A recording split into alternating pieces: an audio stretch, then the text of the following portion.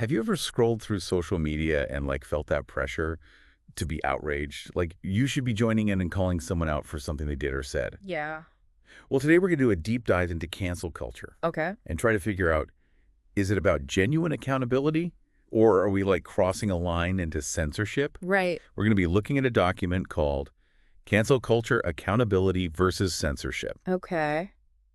And hopefully we'll come away with a more nuanced understanding of this really supercharged, like, social phenomenon. Well, what's interesting about this document is that it doesn't just define cancel culture. It Hmm. really digs into like the heart of the debate. Okay. It lays out these two opposing sides. Right. One arguing that it's crucial for holding people accountable, especially those in power. Yeah. And the other side cautioning that this form of social justice could actually be silencing dissenting voices Interesting. and shutting down important conversations. Okay, so rather than getting bogged down in definitions, Sure. let's jump right into the heart of it. Okay.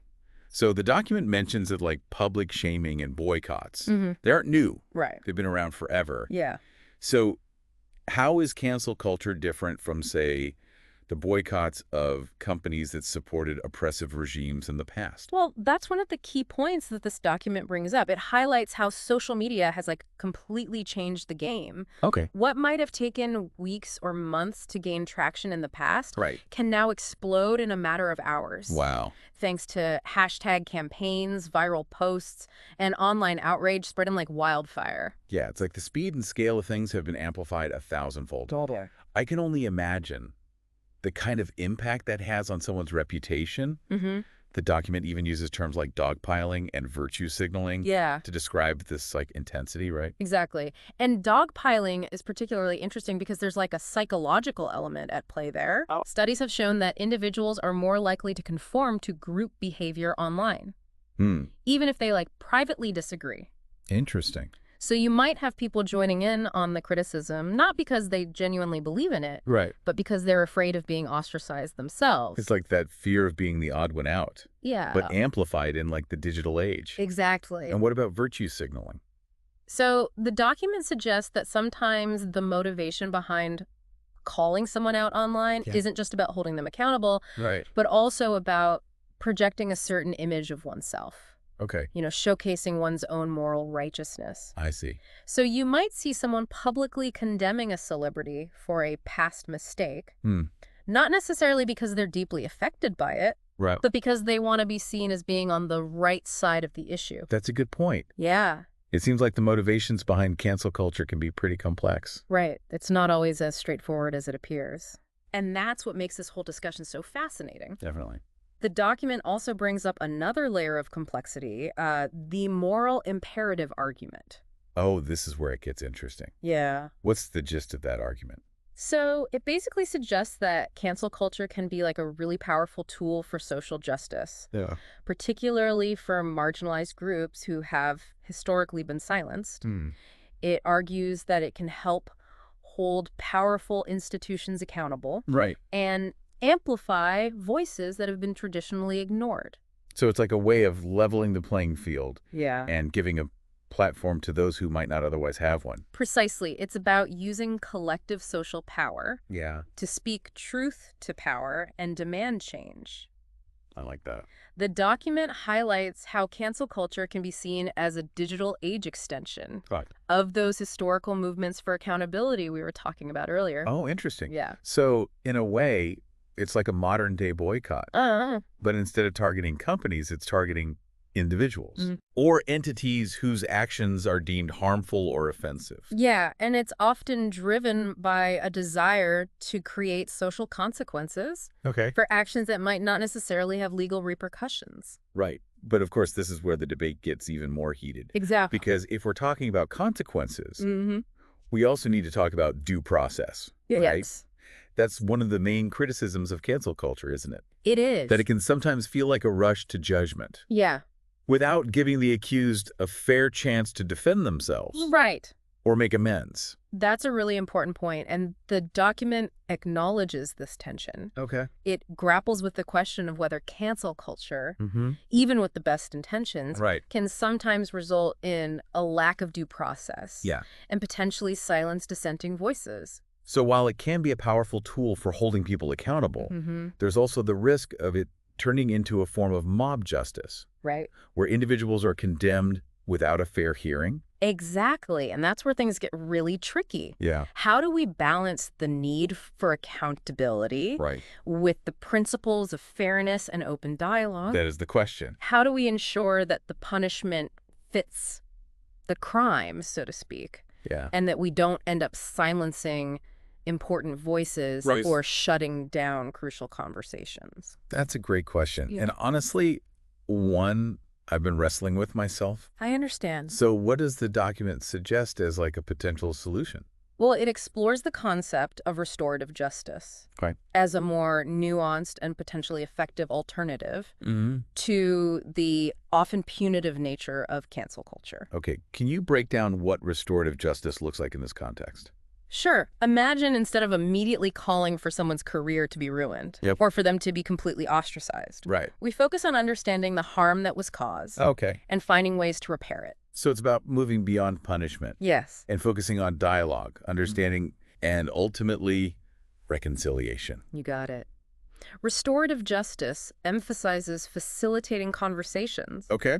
between those who have been harmed and those who have caused harm, Interesting. creating a space for accountability, empathy, and potentially forgiveness.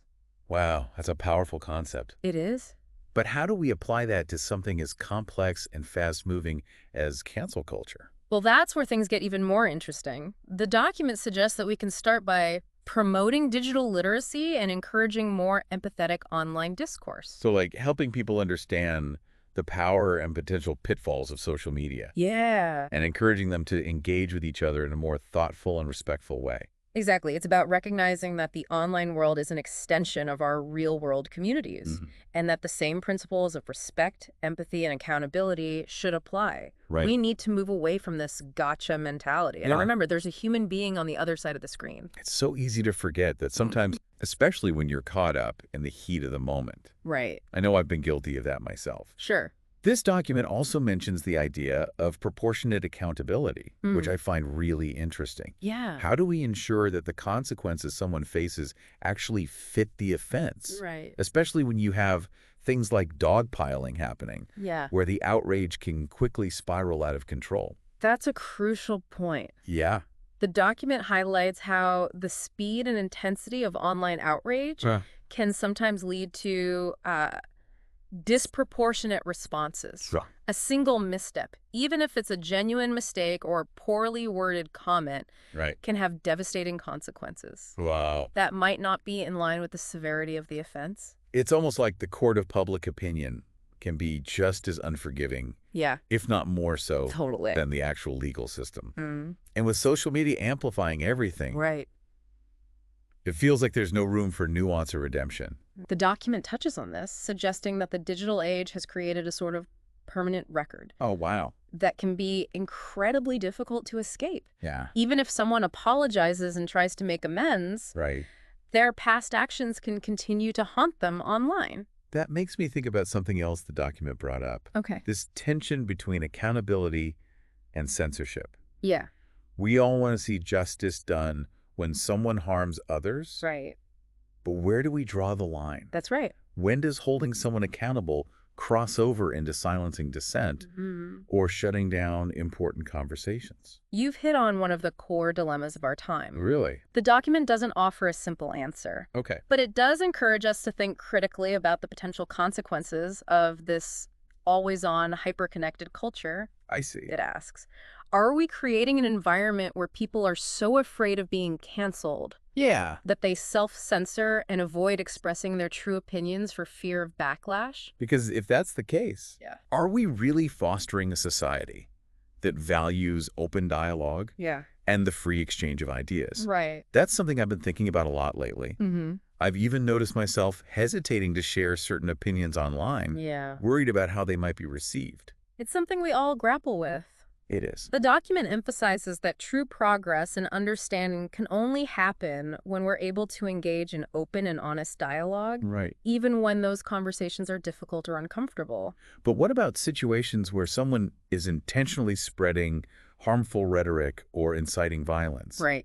Does restorative justice have a place there? Yeah. Or are there times when more drastic measures are needed? That's a question the document wrestles with as well. Okay. It acknowledges that there are instances where legal action or other forms of intervention may be necessary to protect individuals and communities from harm, I understand. but it also cautions against resorting to censorship or silencing voices simply because we disagree with them. So it's about finding that delicate balance between accountability and freedom of expression. Precisely. Right. And it's about recognizing that the online world is a reflection of our offline world, with all its complexities, contradictions, and diverse perspectives. I think what resonated most with me from this document Yeah. is this idea that cancel culture isn't just a black and white issue.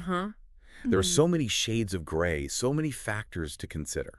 That's the beauty of really diving deep into these complex issues. Yeah. It challenges our assumptions and encourages us to think critically about the nuances involved. I feel like I'm starting to see cancel culture through a whole new lens now. Oh, good. It's not just about canceling or not canceling. Right. It's about recognizing the humanity on both sides of the equation, understanding the potential consequences of our actions online, Yeah. and striving to create a culture that's both just and compassionate. Well said. And it's about recognizing that we all have a role to play in shaping this digital landscape. This deep dive has made me realize that cancel culture is more than just a trending topic or a hashtag. Right. It's a reflection of our values as a society, our evolving understanding of justice and accountability, Yeah. and the power and pitfalls of the digital age. And it's a conversation that's not going away anytime soon. Definitely not. As technology continues to shape the way we communicate and interact with each other, these questions about online accountability, free speech, and the limits of tolerance will only become more pressing. So where does this leave us? Yeah. What are some key takeaways we can apply to our own lives and online interactions? Well, I think the most important takeaway is the need for empathy and critical thinking. Okay. Before we rush to judgment or join a chorus of outrage, Yeah. let's pause and ask ourselves some important questions. Like what kind of questions? Questions like, do I fully understand the situation? Yep. Have I considered different perspectives? What are the potential consequences of my actions? It's about choosing to engage in a way that promotes understanding and constructive dialogue, Exactly. rather than just adding fuel to the fire. And it's about recognizing that everyone makes mistakes. Yeah. Instead of just seeking to punish or condemn. Right. Let's ask ourselves, is there an opportunity for growth, learning, and reconciliation here? That reminds me of something we talked about earlier, What's the that? concept of restorative justice. Yeah. The document seemed to suggest that this could be a more effective approach than simply trying to cancel someone.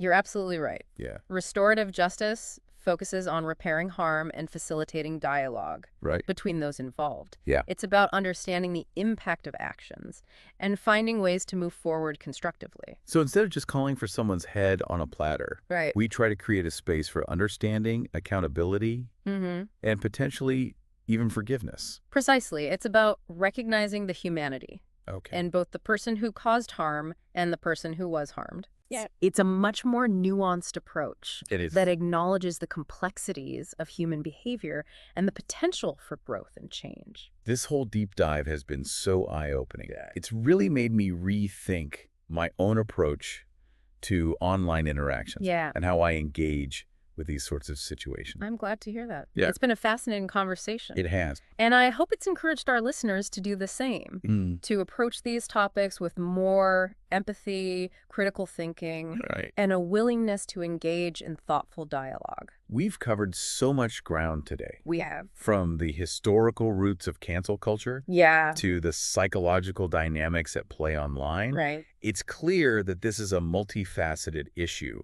Right. with no easy answers. And it's a conversation that will continue to evolve Yeah. as our society grapples with the ever-changing landscape of technology and social interaction. Before we wrap up, Yeah. I wanted to touch on one last point that really resonated with me from the document. It emphasized the importance of fostering a culture of grace and understanding, Absolutely. both online and offline. We need to create a space Yeah. where people feel safe to express themselves, Right. to make mistakes, and to learn from those mistakes without fear of being permanently condemned or ostracized.